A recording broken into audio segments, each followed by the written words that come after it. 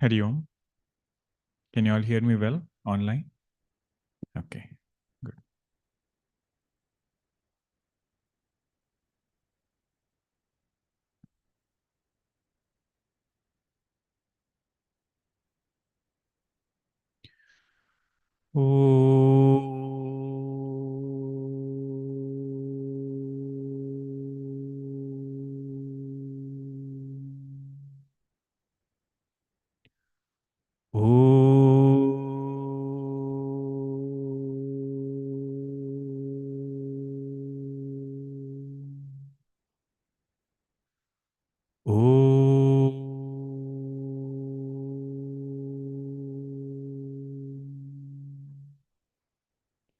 Om Sahana Vavatu Sahanau Bhunaktu Saha Viryam Karavavahai Tejasvinavadhitamastu ma vidvishavahai. Om Shanti Shanti Shanti. Sadashivasamarambham Shankaracharya Madhyamam Asmadacharya Paryantam Vande Guru Paramparam. Ramo Rajamani Sada Vijayate Ramam Ramesham Bhaje Ramena Bihata Nishacharachamu Ramaya Tasmai Namaha. Ramannasti Parayanam Parataram Ramasya Dasosmyaham. Rame Chittalaya Sada Bhavatu Me Bho Rama Mamuddhara. Samasta Jana Kalyane Niratam Karunamayam Namami Chinmayam Devam Satgurum Brahma Vidvaram Satgurum Brahma Vidvaram. Om Bhadram Karnebhi Shrunuyama Devaha Bhadram Pashyemakshabhiryajatraha Sthirairangai Sastanu Vyashema Devahitam Yadayuh Swasti na Indro Vruddhashravah Swasti na Pusha Vishwavedah Swasti nastarksho Arishtanemihi Swasti no Bruhaspatir Dadhatu. Om Shanti Shanti Shanti. Om Shri Chinmaya Satgurave Namaha. Om Shri Chinmaya Satgurave Namaha. Om Shri Chinmaya Satgurave Namaha. Om Shri Chinmaya Satgurave Namaha. Om Shri Chinmaya Satgurave Namaha. Om Shri Chinmaya Satgurave Namaha. Om Shri Chinmaya Satgurave Namaha. Om Shri Chinmaya Satgurave Namaha. Om Shri Chinmaya Satgurave Namaha. Om Shri Chinmaya Satgurave Namaha. Om Shri Chinmaya Satgurave Namaha. Hari Om and welcome. After our summer break, we were studying Mundaka Upanishad, the second khanda of it. Very precise, yet very profound Upanishad, that is this Mundaka. Every mantra, we were trying to understand each word of it with the help of Shankaracharya's commentary, Shankara Bhashya.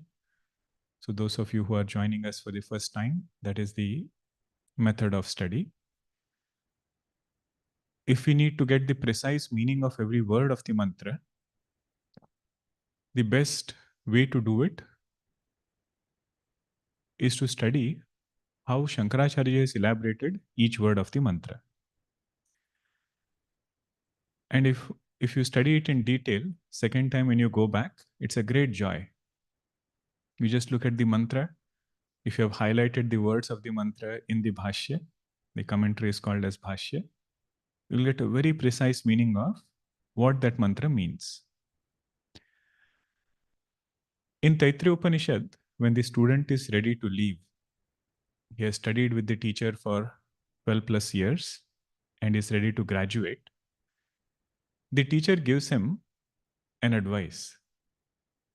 He says lot of things that is called as Shishyanushasanam, that which will guide the student as he walks forward on his life.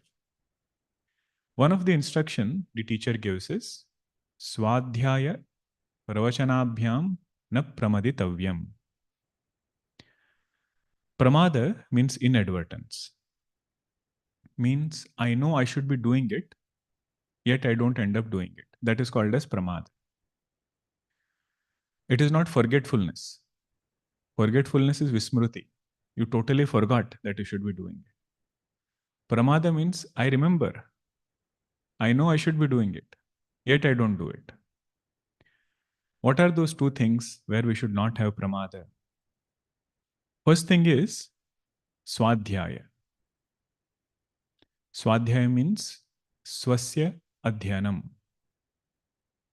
Studying, inquiring about one's own self. The teacher says, may no day go by where you have not studied yourself, where we have not understood or tried to inquire into what is my true nature. The word swa, in English, it will mean I. Swa means I. Now, when I say I, that I might refer to several things. When I say I am hungry, who is hungry? We say, don't ask all these questions. I am hungry. Tattvabodha student will say, my pranas are hungry. Not my body is hungry. Huh? My pranas are hungry because hunger and thirst is dharma of prana. I am tired. So that I is going with body or I can go with mind. So really inquiring, who am I? Is this conditioned existence my only identity? Or is there something which is beyond all of this? Beyond body, beyond mind, beyond hunger, thirst? Do I have any state of existence which is devoid of all these? So this inquiry about I is called as Svadhyaya. Swasya adhyanam. Adhyanam means to study. Swa means me, myself. If you notice this, you will realize how our worldly knowledge is different from spiritual knowledge. In spiritual knowledge, what is the subject matter of study? I. And in knowledge of the world, what is the subject matter of study? This. It has to be something as an object that makes the difference between spiritual study and study of other things. So Upanishad Rishi says, every day in the midst of your busy routine, find some time where you think about your own higher nature. Shankaracharya has written a stotram called as Pratasmaranam, where he says, early morning, this should be our routine.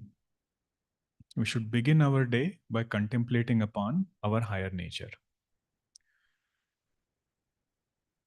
Then having heard this, gaining this knowledge about my own self, Upanishad Rishi says, don't become inadvertent in pravachan. Svadhyaya pravachanabhyam na pramaditavyam. Now what is pravachan? Pravachan means whatever we have heard, getting clarity and depth in those ideas, that is called as pravachan. Pravachan is not only giving a talk. Otherwise, that advice will not be relevant to so many people. Upanishad Rishi says, Pravachan means prakarshena uchyate. When we start thinking systematically and are able to reach the same conclusion that Upanishads have told us, that is called as Pravachana. Systematically expounding a topic is Pravachana. So in my own mind, on whatever I have heard, I should be able to elaborate it. In that kind of thinking, in that kind of pravachan, one should not be negligent. Meaning, after hearing, Upanishad Rishi says, don't just walk away. Spend little bit of time internalizing it, digesting it.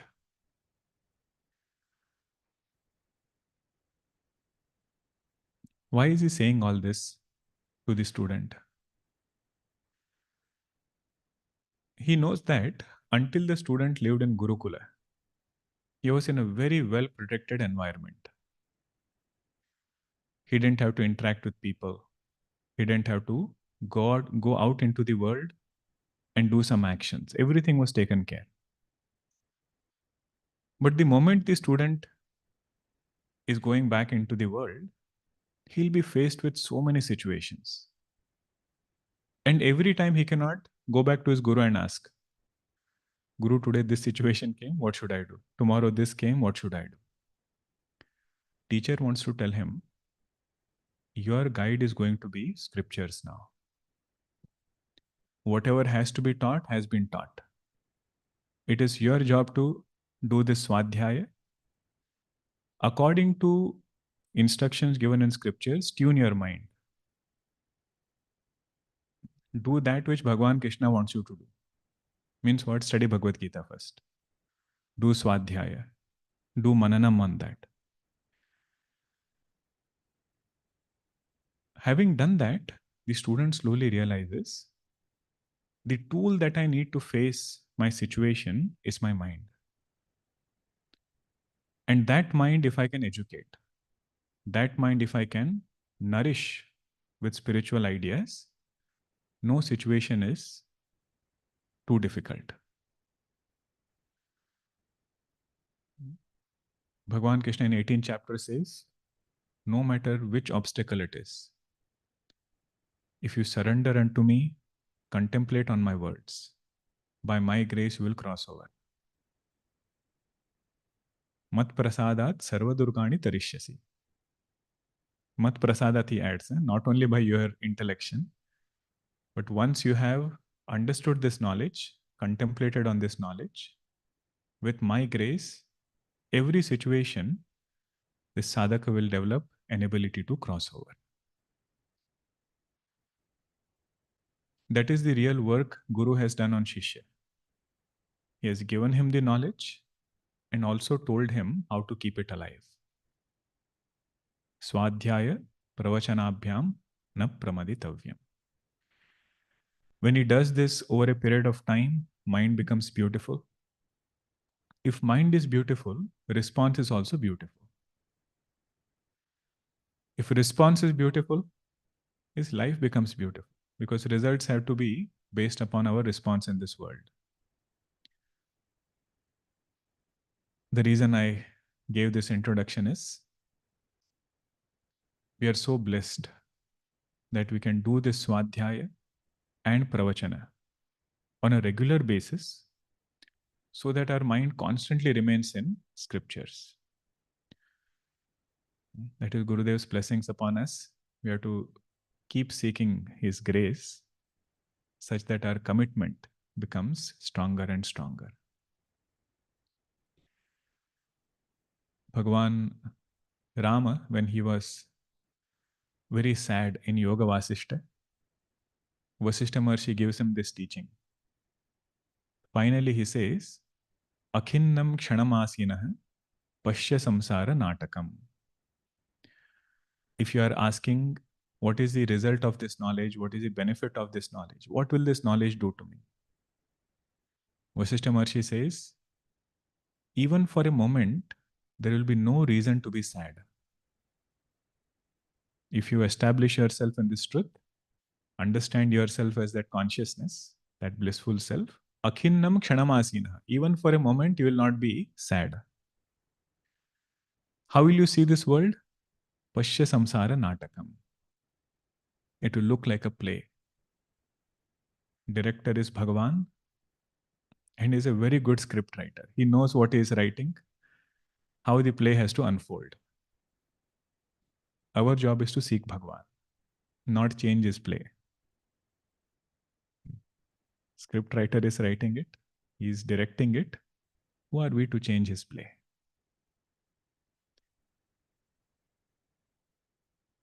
Now, what is the importance of studying Upanishads?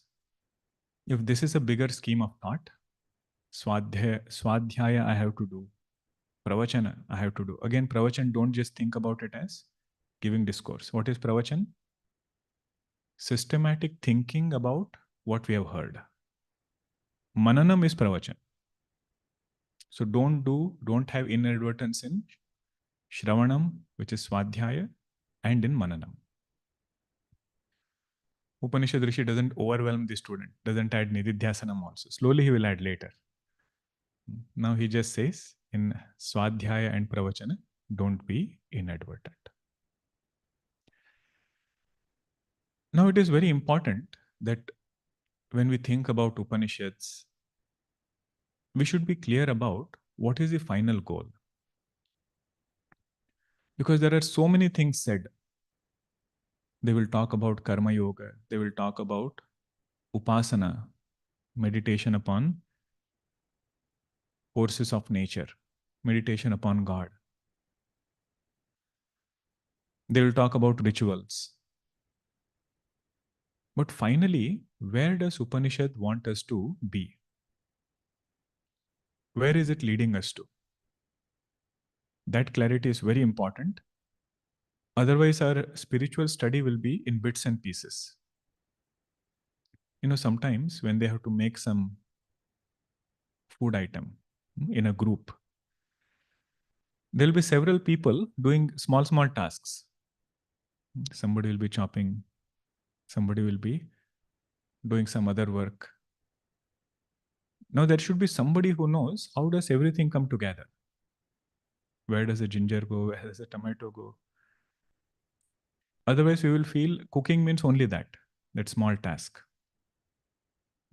So cooking is not only that. All of that have to tie together to make the final item. In the same way, whatever is said in spiritual path, sadhana is mentioned, rituals are mentioned, karma yoga is mentioned. Where does it all lead us to?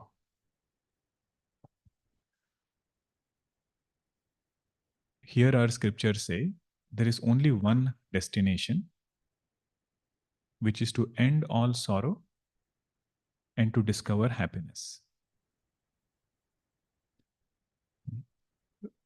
Final result, in fact, not only of Advaita Vedanta, but all schools of thoughts, all philosophies, whatever they have said, the final destination is, has our sorrow ended?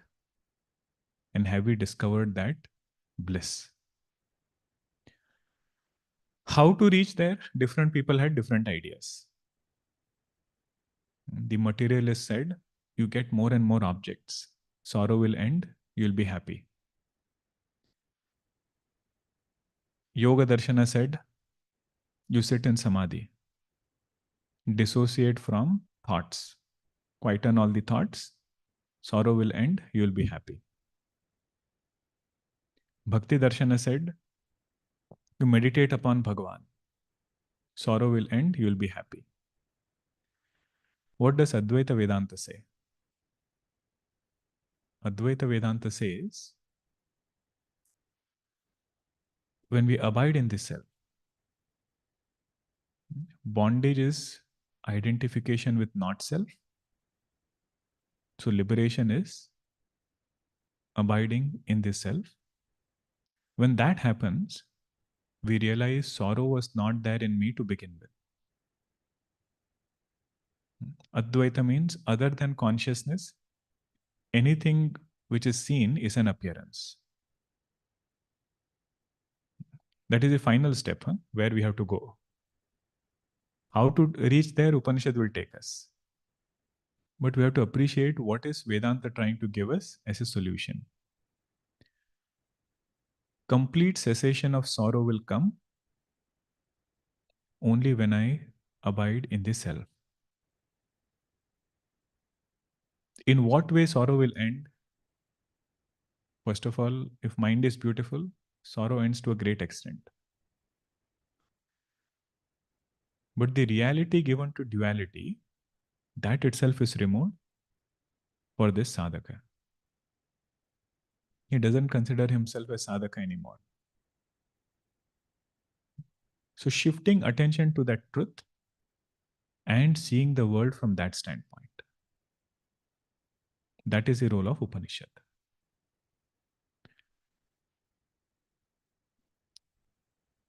Bhagwan Ramana Maharshi ji, he said, Kim Sarupamit iti Atma Darshane. What is the nature of this self-abidance? When somebody reaches that state, what is their vision? How does that truth look like? He says it is avyaya. Avyaya means indestructible. Doesn't come and go. Abhava, it is unborn. Apurna chitsukam. It is of the nature of consciousness, fulfilling, apurna. And it is of the nature of bliss. Very different than the joy that we get from this world. Avyaya, abhava, apurna, chitsukham. That is the nature of this truth. That is where Upanishads want to lead us to. So this we should never forget, because when we get into detail, sometimes the big picture gets lost. In Mundakopanishad, so many things are going to be said now. The ahutis he is offering, Agni Hotra he is doing. But all of that is to lead us to this point.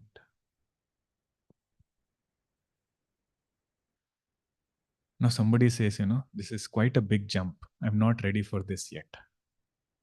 Or I'm unable to put the dots together. What is this self-abidance and not having any association with anatma? Upanishads say, we will take you there in 3 steps. Now I'm summarizing Mundakopanishad, but I won't go verse by verse. I will jump verses. Whatever we have covered until now, I'm summarizing. When that verse comes, I'll point it out. We can chant it, lead and repeat.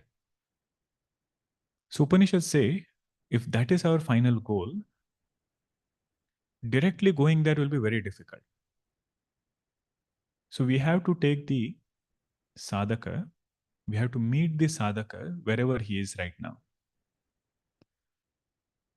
Where is the sadhaka right now?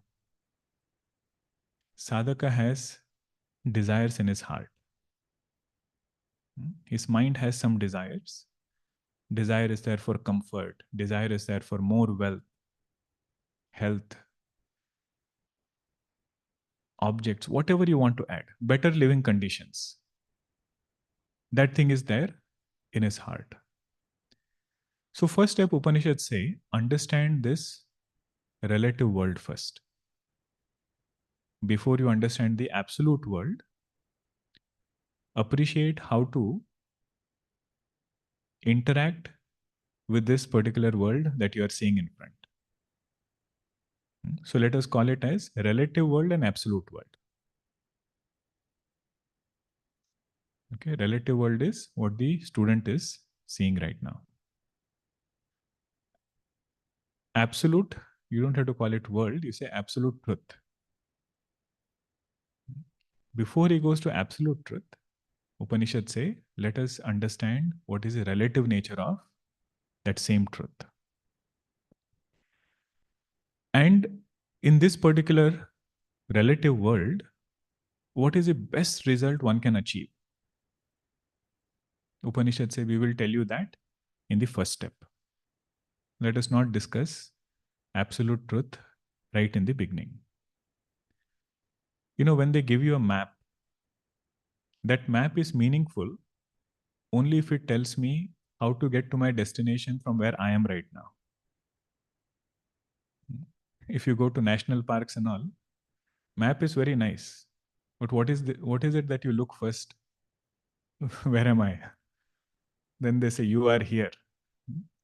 From there you start, you will reach your destination. So Upanishads say, let us start from where we are. If we have desires, there is an intelligent way to grow out of desires. If we think we are doers, karta, there is an intelligent way to deal with kartrutva. So first step is talking about karta, karma, karma phala. Doer, the action, and result of action.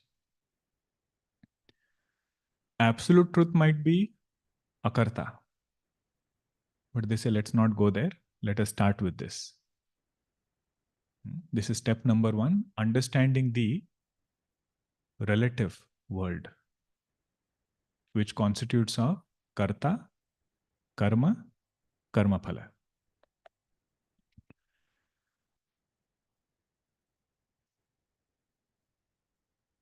The main point is, if there is desire in the heart, some immediate goal which is pressing, philosophy will not appeal to that person.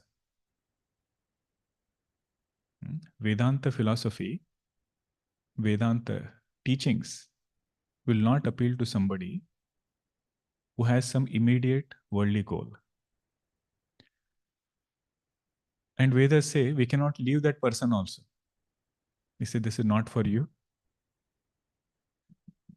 Do what you want. Vedas cannot leave that person. So they say we will tell you a better way to get whatever you want to get. Now this is where the introduction is of rituals.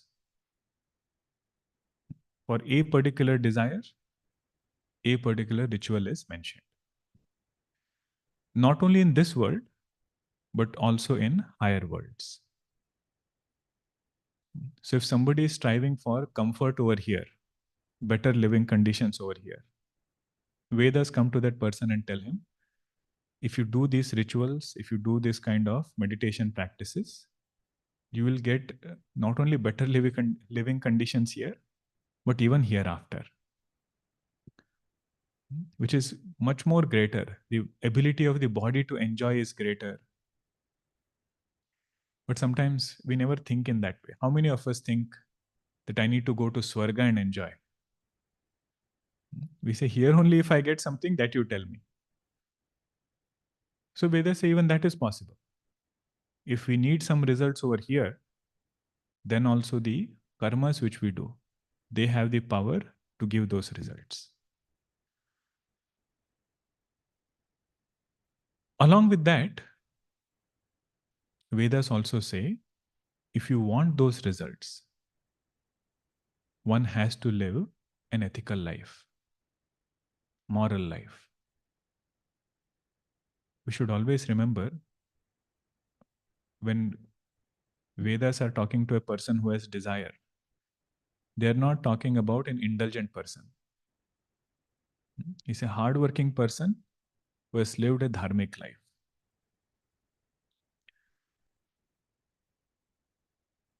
So they say, when you do this, these karmas are powerful enough to give you the result.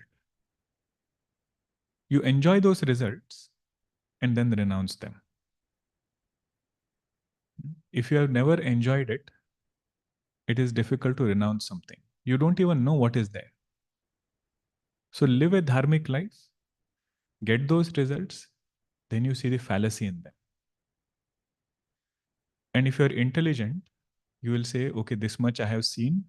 1 grain of rice is cooked, means the whole rice is cooked. So if this particular result did not give me what I want, no matter which result I get, I will not get what I want. So enjoy and renounce. That is their philosophy. And they also say, it is true that moksha is superior to dharma. Dharmic life is one step, moksha is another step. But you can go there only when a person is living a dharmic life. I cannot circumvent this dharma and directly strive for moksha. Means somebody who gets tired running 100 meters, he cannot just directly start running a marathon. First, you do that small run, then you are strong enough, then go for the bigger one.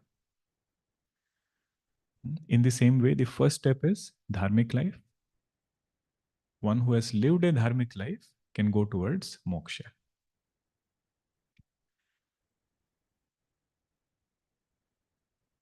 Now, if worldly comfort is my goal, health, wealth, prosperity is what I want, what is the means for that? Upanishad say, the knowledge which will give us worldly prosperity, that knowledge is called as Apara Vidya. We should be very clear in this distinction. Huh? Brahma Vidya will not give material benefits. Para Vidya will not give material benefits. Para Vidya is for moksha. Apara Vidya is for things of this world. Now, what is Apara Vidya? Mundaka 1, first khanda, fifth mantra. If you all can flip your pages.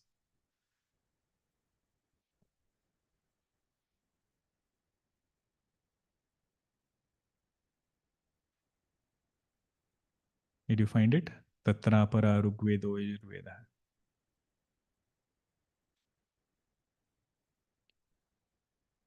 First of all of you have your books, right? After 5 months. Okay. Tatra Apara Rugvedo Yajurvedaha. Tatrapara Rugvedo Yajurvedaha Samavedo Atharva Vedaha Shiksha Kalpo Vyakaranam Niruktam Chando Jyotishamiti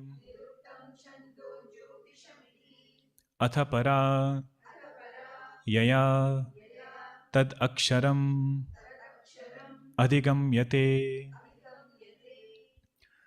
This is one of the few Upanishads where such clarity is given about relative knowledge and absolute knowledge. What is relative knowledge? This is all the Veda mantras which are there. The literal meaning of those Veda mantras. Learning to chant Veda mantras, that is Apara Vidya. Then Vedangas which are there. Shiksha, phonetics, Kalpaha, how to do rituals. Vyakaranam, Sanskritam class starting next Tuesday. All the rules of grammar. Vyakaranam. Niruktam, etymology. Chanda, meter. And Jyotisham. Jyotisham means astrology. This is an example, huh? Plus so many other things. If you say medicine, where will you put it? Paravidya or Aparavidya? Aparavidya. Any form of knowledge other than Brahmavidya will fall under Aparavidya. And that Aparavidya, whoever learns, they will get results in this world. So rituals will give results. In that particular profession, if somebody learns that knowledge well, they will get that result. And what is Paravidya? Atapara yaya tad aksharam adhigamyate. That knowledge which reveals the nature of Akshara, that is called as Paravidya. So Upanishad says, don't have erroneous expectations. If we learn Paravidya, we will not get result of Aparavidya. Means if I learn I am Brahman, I will not get knowledge of grammar, knowledge of all other things which are mentioned here. For that, I have to learn that particular knowledge. And if I learn Aparavidya, if I hope that somehow I will get moksha, they say even that is not true. Relative knowledge will give relative results. Absolute knowledge will give absolute result. So before Upanishad starts talking about Paravidya, elaboration is there of Aparavidya. Again, we have to remember Aparavidya is not something bad. Sometimes we use the term higher and lower knowledge, and we confuse lower with evil. Like we say, higher values and lower values. Right? Lower values are what? Whatever we should not be doing, that is called as lower value. But don't apply the same connotation to this. Because Jyotisha and Vyakaranam are called as Aparavidya. They cannot be lower knowledge in that sense. Lower only because it doesn't remove finitude, doesn't remove our jivatva, keeps us in bondage. That is why it is called Aparavidya. But what are the good things of Aparavidya? That also we had seen. If somebody does Aparavidya well, they will get all the qualifications necessary to be a good student of Vedanta. Just imagine if somebody, even if they study grammar well, they will get all sadhana chatushtaya. Shama will come, Dhamma will come, Uparama, Titiksha, everything will come. Even don't only think grammar, even in our everyday life, whatever job we might be doing, if we are diligent in it, that job will teach us all sadhana chatushtaya. It will chisel this mind into a very beautiful masterpiece. That is the role of Aparavidya. It will bring discipline, dispassion. All qualities will come through Aparavidya first, relative knowledge. Now Upanishad say, the first step was to understand. This is how the relative world is. For relative world, I need relative knowledge, which is Aparavidya. Now, what are the ways by which we can practice that relative knowledge? That is the second step. What should I be doing while I'm practicing Aparavidya? What are the things to keep in mind? That is the second step. So you can come to second khanda, first mantra, Tadetat Satyam.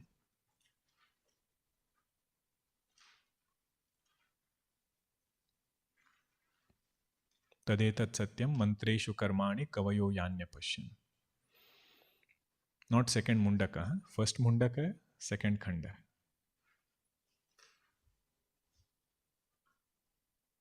Did you all find? Some are still flipping. Huh? No, did not find it. Found everybody. Okay. Tadetat Satyam Mantreshu Karmani Kavayo Yanya Pashyan Tani Tretayam Bahudha Santatani Tanya Charathaniyatam Satyakamaha Esha Vaf Pantha Sukrutasya Loke. Tadetat Satyam means in this relative world, relative truth is karma. If we want results in this world, that which will give us those results, that is called as karma. Mantreshu karmani kavayo yanya pashyan. So here example is given of rituals. For those rituals you need mantras. They say those mantras are infallible. Great rishis have seen them. The one who takes support of those mantras, they will see the results. When did this become very popular? Upanishad says in Treta Yuga. In Treta Yuga, karma became very popular and lot of elaboration was done on this karmas. Tani tretayam bahuda santatani. Tani acharatha. Don't just hear about these karmas. One has to do those karmas. Live life according to that.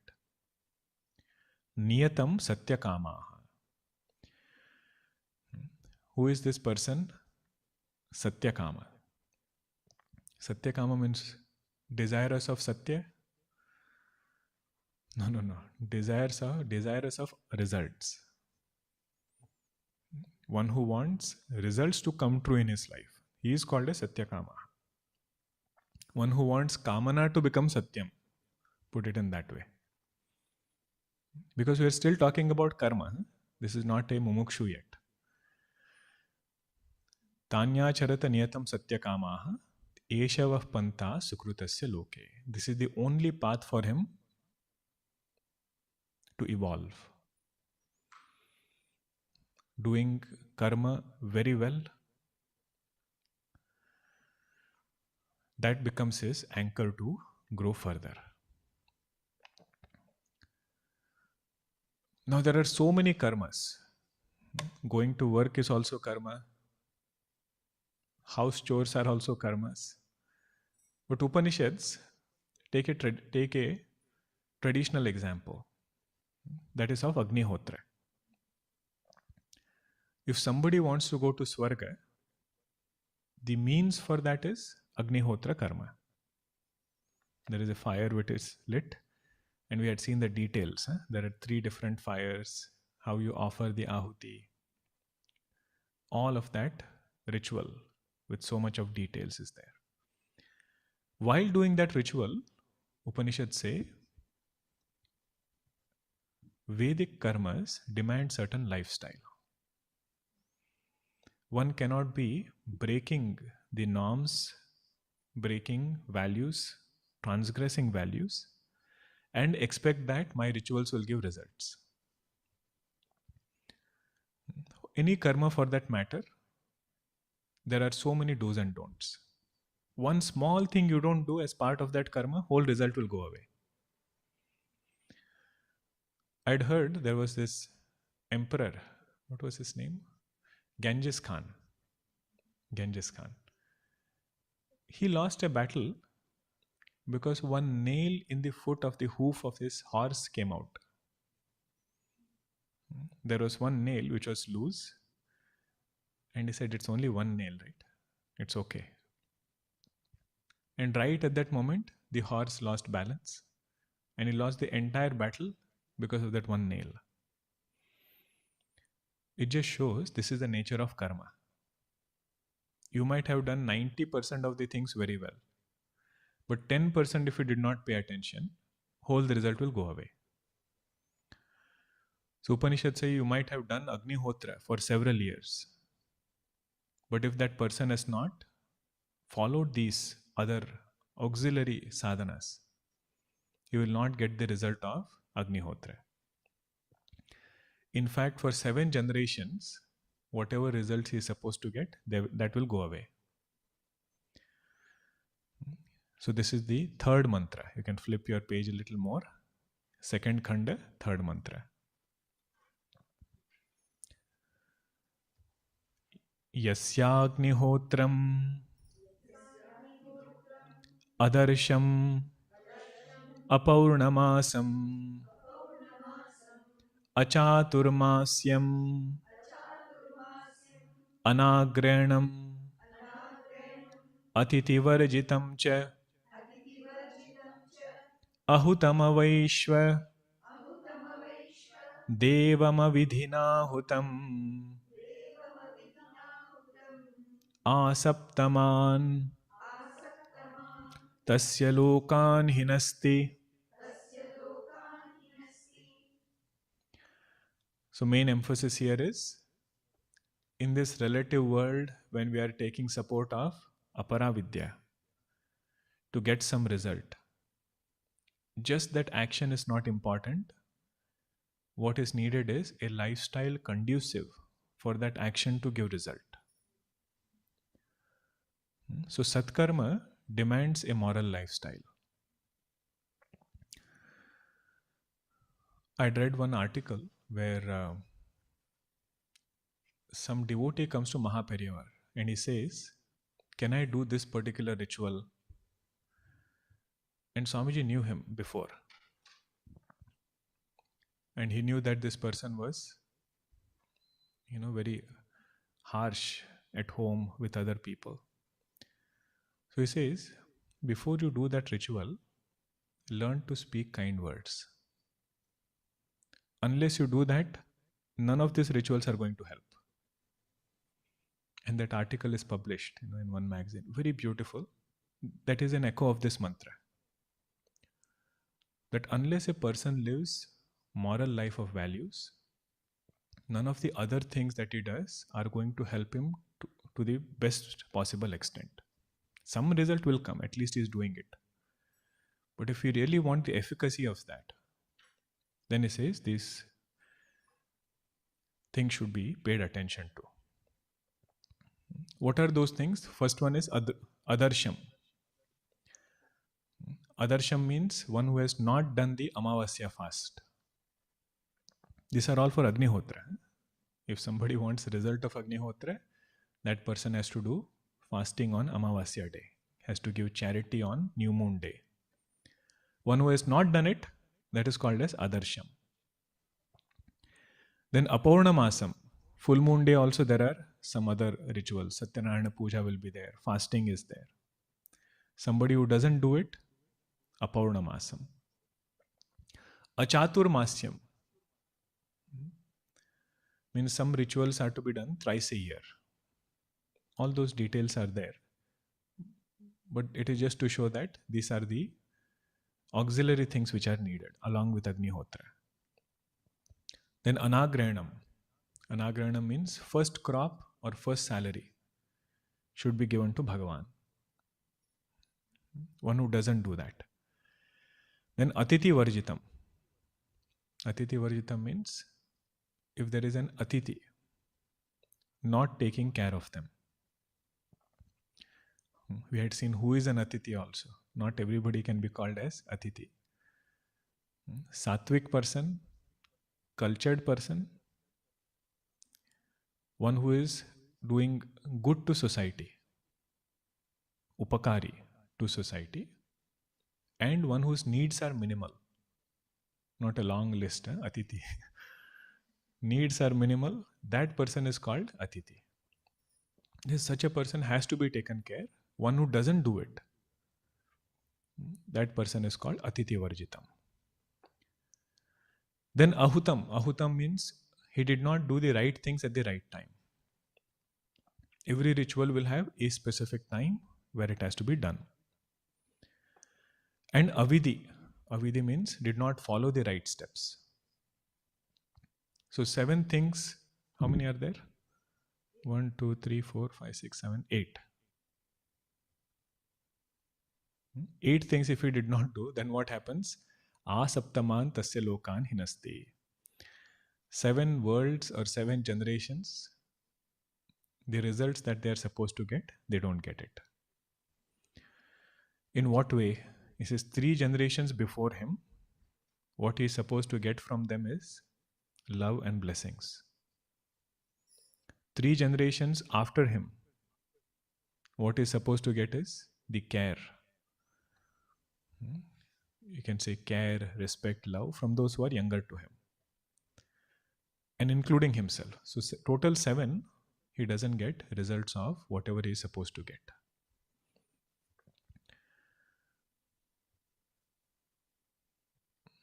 Avaishvadevam, I think one we missed. Avaishvadevam means offer food before eating.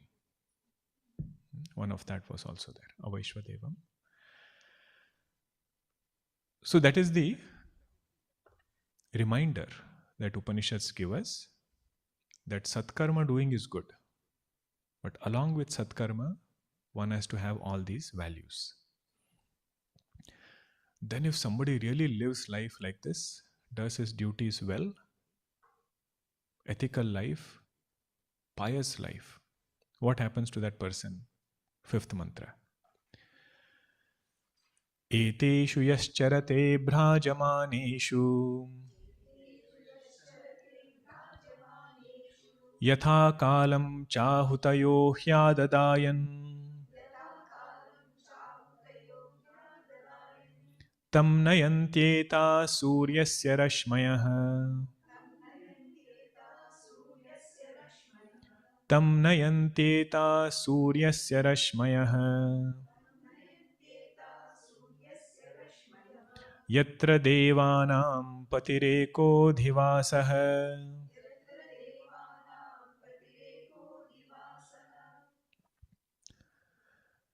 एतेषु यश्चरते भ्राजमानेषु. The one who offers oblation in this way, at the right time, in the right way. Yatha kalam cha ahutayah hi adadayan. When he offers ahutis in this way, means in simple words, he is doing satkarma. What happens at that point is, his satkarmas, they connect the jiva to better destinations through sun rays. It's a very poetic way of saying that is led to good destinations hereafter. So after this body drops, where will the jiva go next? It is based on his satkarma. Those sun rays will lead him to the next destination because he has lived a pious life. This is where in Ishavasi we had seen Kratosmara Krutam Smara. Kratosmara Krutam Smara. The person who is ready to leave, he is telling his mind, "O mind, remember. Remember the one whom you have worshipped and all the worship that you have done." Krutam means good work, good sadhanas, everything. Kratuhu means Bhagavan. He says, remember Bhagavan and remember your worship of Bhagavan.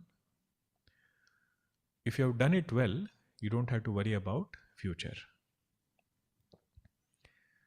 In other words, one who does karmas well, his fear and anxiety of future in this world and other worlds is reduced to a great extent.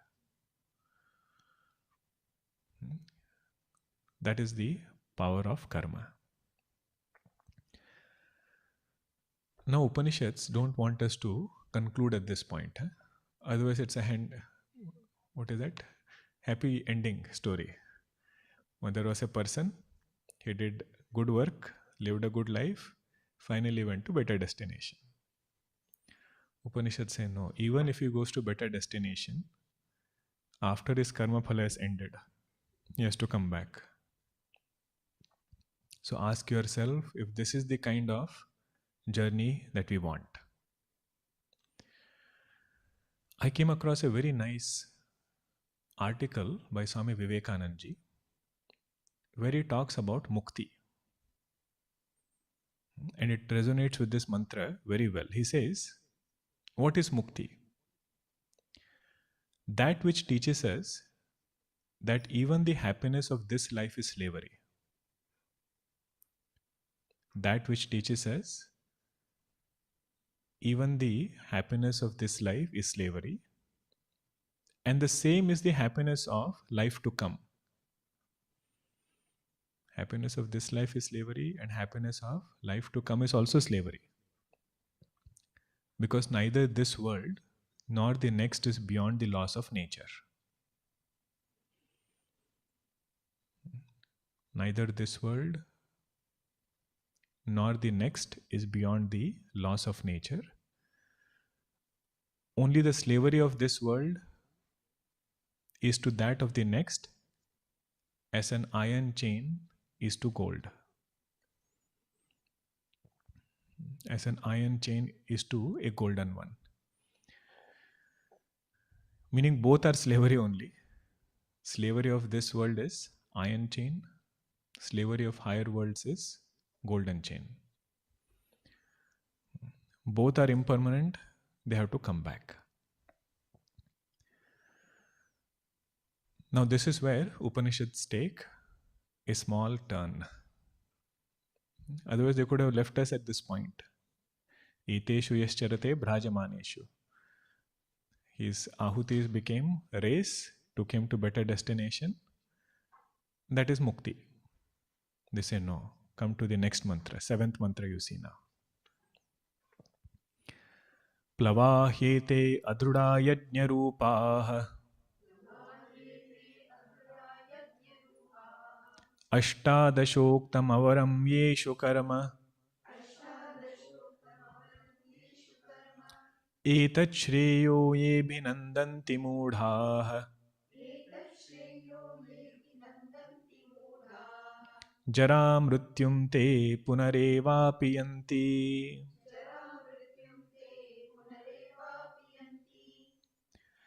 One part of Upanishad praised karma.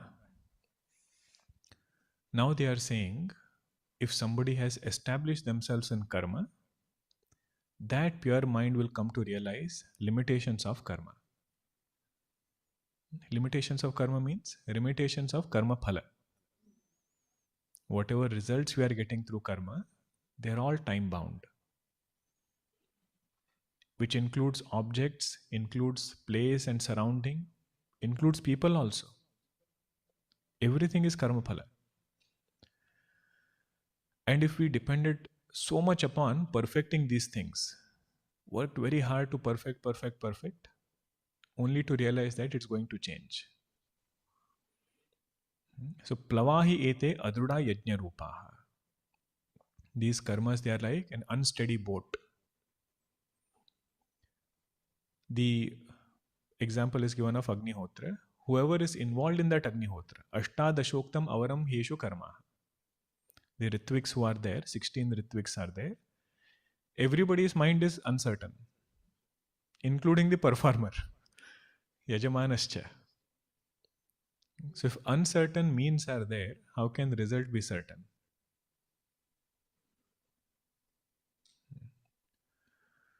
When you look at this closely, we realize why in Upanishads, in Vivek Chudamani, Shankaracharya says, purpose of karma is only chitta shuddhi.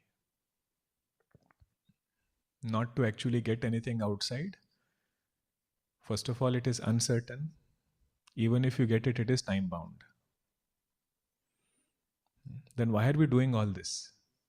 He says we are doing all this so that through that karma, may our mind become pure.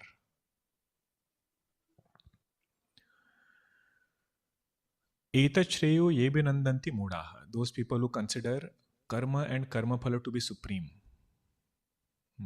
Upanishad has very beautiful word for them, mudaha. Means they have not thought through life. There is something beyond this karma and karma phala. What is the result that they get with this mindset? Old age and death. Jara means old age. Mrityu means death. Embodied existence means these two come with the package. No matter which life form it is, Jara will be there, Mrityu will be there. And unless we break this notion that I don't have birth and death, what is the other notion we will carry? I am the one who is born, I am the one who is dying. Pain of Jara will come to that person, pain of Mrityu will come to that person. Jara mrityum te punarevapi yanti. Not once or twice. Again and again, same cycle will go on. Now this person says, what should I do now? Is there something more to seek? Such a person is a student of Mundakopanishad. Until now, he was getting ready, getting prepared to become a student. Such a person's name is Shaunaka Maharshi. One who has lived a pious life, one who has lived a Dharmic life. And now he is seeking something more. If Upanishads tell him, or not Upanishads, anybody comes and tells him, do more karma, do more rituals, he'll go to better worlds, better position. He says, been there, done that. I've seen it several times. It has not given me what I'm looking for. Now, if such a student is there, what does he do? Come to first khanda, third mantra. First Mundaka, first khanda, third mantra. Shaunako havai mahashalaha.